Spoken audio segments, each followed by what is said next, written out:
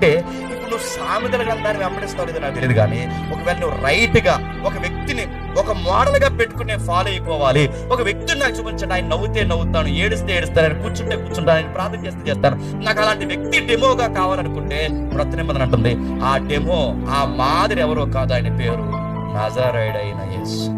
ప్రేమ అంటే ఏంటో తెలియాలంటే పార్క్ వైపు కాదు, ఆయన వైపు చూడు. గౌరవించడం అంటే ఏంటో తెలియాలంటే, వ్యక్తులతో ప్రేమ ఎలా ఉండాలో తెలియాలంటే ఆ ప్రభు అయిన యేసుక్రీస్తు వారిని. ఇతరుల్ని గౌరవించడమే కాదు, వ్యభిచారిని కూడా గౌరవించడం అంటే ఏంటో ఆ వ్యక్తి. తల్లిదండ్రులకు లోపడడం అంటే ఏంటో ఆ వ్యక్తి.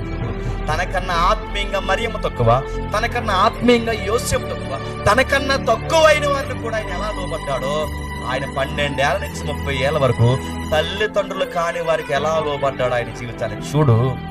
జ్ఞానం అంటే ప్రభు అయిన యేసుక్రీస్తు వారి యొక్క జీవిత విధానాన్ని మీరు తర్వాత చదవండి. జీవితం మీద లైఫ్ గోల్ ఏం పెట్టుకున్నాడు చెప్పిన, తండ్రి చిత్తము తుదముట్టించుటయే నాకు ఆహారం.